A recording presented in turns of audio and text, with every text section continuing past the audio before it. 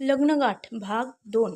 श्रावणीचे बोलणे ऐकून नोकर मान हलवून तिथून निघून जातो. श्रावणी पटकन रूममधून बाहेर निघते आणि नोकराची नजर चुकून घरातून बाहेर जाते. बाहेर येतात ती गार्डची नजर चुकून गेटकडे जाते.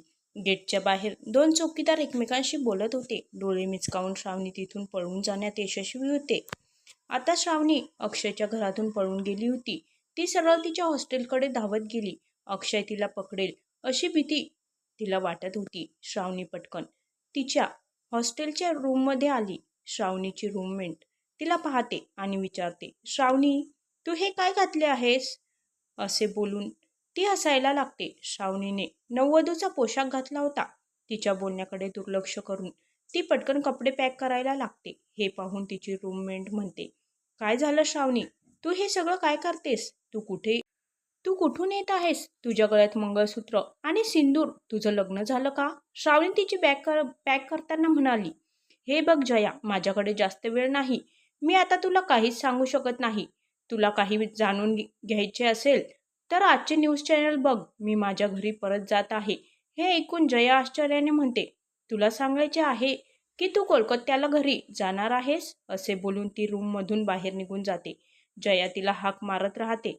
दुसरीकडे अक्षय त्याच्या घरी परत येतो आणि सरळ त्याच्या रूममध्ये जातो. पण त्याला श्रावणी रूममध्ये दिसत नाही. अक्षय बाथरूममध्ये चेक करायला जातो, पण श्रावणी बाथरूममध्ये सुद्धा नव्हती. अक्षय बाल्कनीत चेक करतो. श्रावणी बाल्कनीमध्येही नव्हती. हे बघून अक्षय मूठ घट्ट करून रूममधून बाहेर येऊन नोकरांना बोलवतो. त्याचा आवाज ऐकून नोकर पटकन मान खाली करून एका रांगेत उभे राहतात.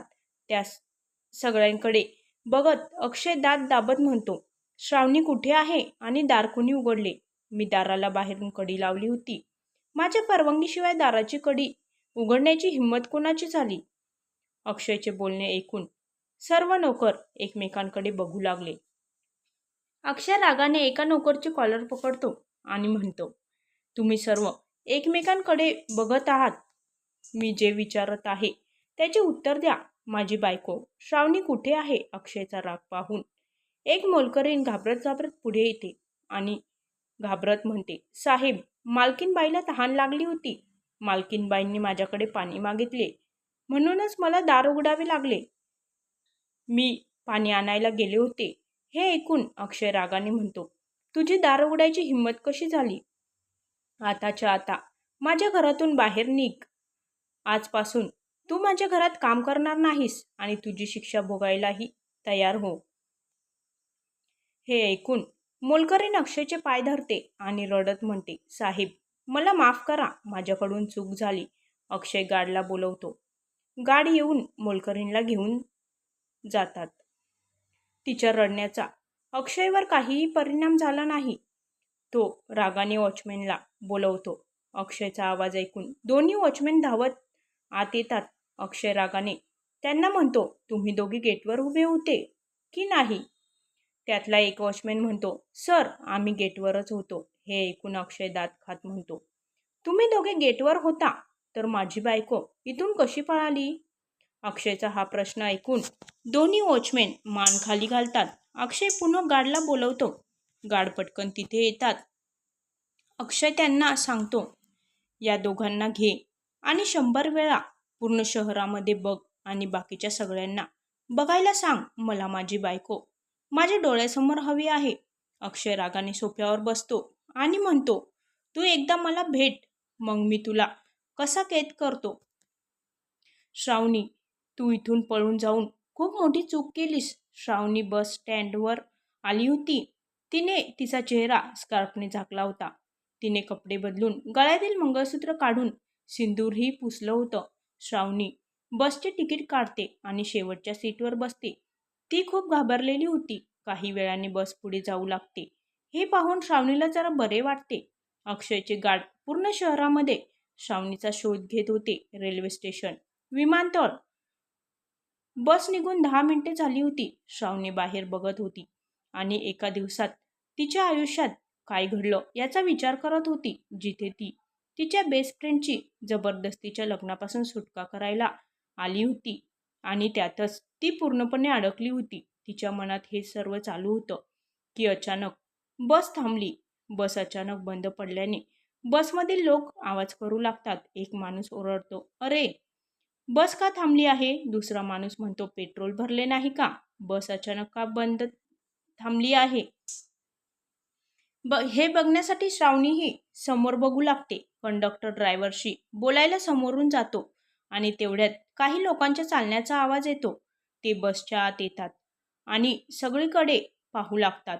ते सर्व अक्षयचे बॉडीगार्ड होते आणि प्रत्येकाच्या हातात बंदूक होती. अक्षयच्या गार्डला बघून बसमध्ये बसलेली सर्व लोक घाबरून जातात आणि पूर्णपणे शांत होतात. जिथे काही क्षणापूर्वी बसमध्ये आवाज चालू होता, तिथे आता इतकी शांतता पसरली होती की सुई पडल्याचा आवाजही ऐकू येईल. अक्षयच्या गार्डला बघून श्रावणी ही खूप घाबरते आणि अक्षय बसच्या आत येतो. त्यांनी मिस्टर पीस सूट घातला होता आणि तो खूपच हँडसम पण रागिष्ट दिसत होता. त्याच्या डोळ्यात त्याचा राग स्पष्ट दिसत होता. तो बसच्या शेवटच्या सीटवर बसलेल्या श्रावणीकडे रागाने बघू लागला. जेव्हा श्रावणीनेही अक्षयला समोर पाहिले तेव्हा ती खूप घाबरली. तिला वाटले नव्हते की अक्षय तिला एवढ्या लवकर शोधून काढेल. तिला वाटले होते की ती या शहरातून कायमची निघून जाईल. पण आता अक्षयने तिला शोधले होते. आता तिचं काय होईल माहीत नाही. हा सगळा विचार करून श्रावणीचे डोळे ओळावले. अक्षय तिच्या जवळ येतो आणि रागाने म्हणतो, तू बसने कुठे जात होतीस? आजच आपलं लग्न झालं आहे माय जान, आणि तू तुझ्या नवऱ्याला सोडून पळून चालली आहेस. हे पूर्णपणे चुकीचं आहे. तुला जायचं होतं तर तुला बसने जाण्याची काय गरज होती माय जान? माझ्या घरासमोर अनेक महागड्या गाड्या उभ्या आहेत. त्यापैकी कोणत्याही एका गाडीने गेली असतीस, हरकत नाही. चल घरी, असे म्हणत तो तिच्यासमोर हात पुढे करतो. पण श्रावणीने त्याच्या हातावर तिचा हात ठेवला नाही.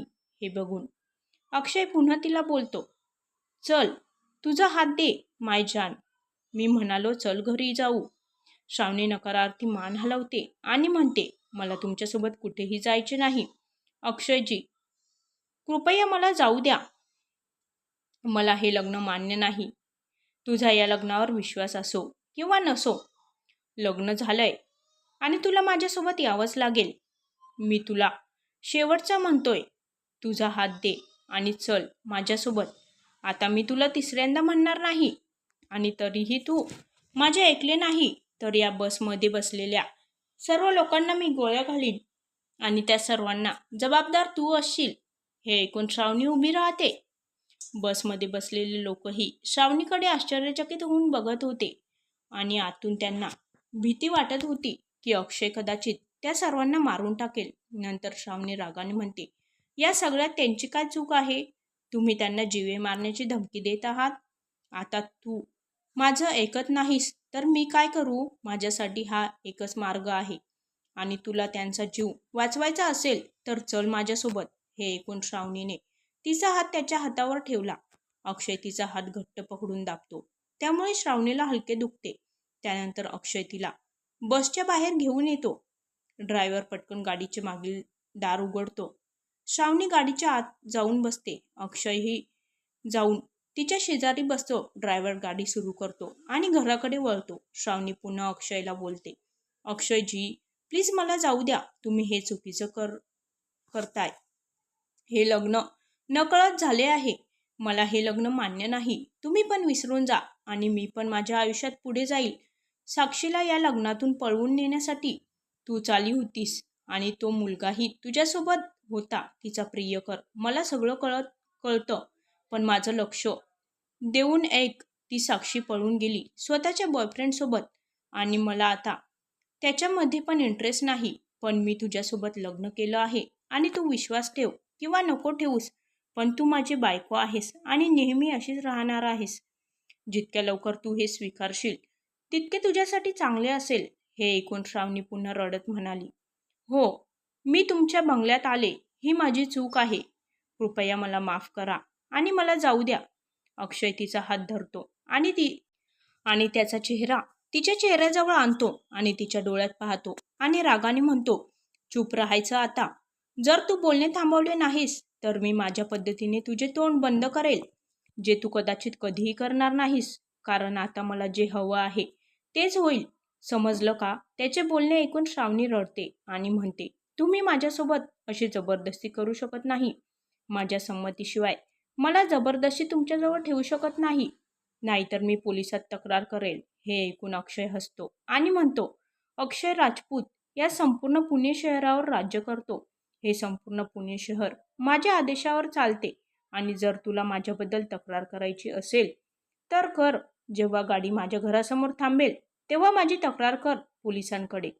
आणि हो, पोलिसांची गाडीही आपल्या गाडीच्या मागे आहे. तुला हवं असेल तर तू मागे वळून बघू शकतेस.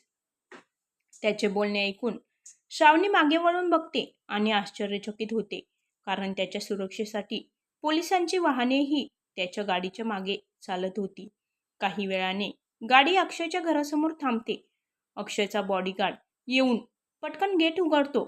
अक्षयची गाडी गेटच्या आत जाते आणि दाराजवळ थांबते. श्रावणी पटकन गाडीचे दार उघडते आणि बाहेर निघते. मागून येणाऱ्या पोलिसांच्या गाड्याही थांबतात. श्रावणी त्या पोलीस अधिकाऱ्याकडे जाते आणि म्हणते, सर, मला या अक्षय राजपूत विरुद्ध तक्रार दाखल करायची आहे. मी चुकून त्यांच्याशी लग्न केलं आहे. मला हे लग्न मान्य नाही. मला त्यांच्यासोबत राहायचे नाही, पण तो मला त्याच्यासोबत राहण्यासाठी भाग पाडत आहे. पोलीस अधिकारी श्रावणीच्या बोलण्याला प्रतिसाद देत नाही. ते सर्वजण मान खाली घालून उभे राहतात. अक्षय नंतर गाडीतून बाहेर येतो आणि श्रावणीचा हात धरून तिला जवळ घेतो आणि म्हणतो, तू तक्रार केली होतीस, पण उपयोग झाला नाही. आता आत ये. मला नाही यायचं तुमच्यासोबत, श्रावणी म्हणते. तिचं बोलणं ऐकून अक्षय तिला त्याच्या हाताने उचलतो आणि जबरदस्ती घरात घेऊन जातो.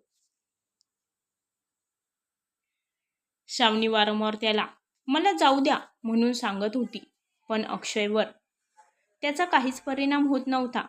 अक्षय लिफ्ट जवळ येतो. लिफ्ट आपोआप उघडते. अक्षय लिफ्टच्या आत जातो आणि बटन दाबतो. काही वेळाने लिफ्ट थांबते. लिफ्टचा दरवाजा उघडतो. नंतर अक्षय श्रावणीला लिफ्टमधून बाहेर काढतो. श्रावणी आजूबाजूला बघत होती. तिथलं वातावरण पाहून ती हॉस्पिटलमध्ये आल्यासारखं वाटत होतं. श्रावणी हे सर्व आश्चर्याने पाहत होती. तिला माहीत नव्हते की अक्षयच्या बंगल्यात एक हॉस्पिटल देखील बांधलेले आहे. एका मजल्यावर पूर्ण हॉस्पिटल बांधले होते.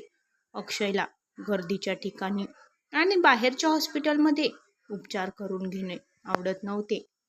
त्याला त्याच्या तब्येतीची खूप काळजी होती, कारण लहानपणी एकदा तो गंभीर आजारी पडला होता. त्यामुळे त्याला 1 महिना हॉस्पिटलमध्ये दाखल केले होते. तिथलं वातावरण अजिबात चांगलं नव्हतं. तिथे डॉक्टर आणि नर्स ही पेशंटकडे तितके लक्ष देत नव्हते. तेव्हापासूनच अक्षयला वाटलं होतं की एक दिवस आपलं हॉस्पिटल तयार करून स्वतः असे घर बांधेल जिथे सर्व गोष्टी उपलब्ध असतील, जेणेकरून त्याला बाहेर जावे लागणार नाही.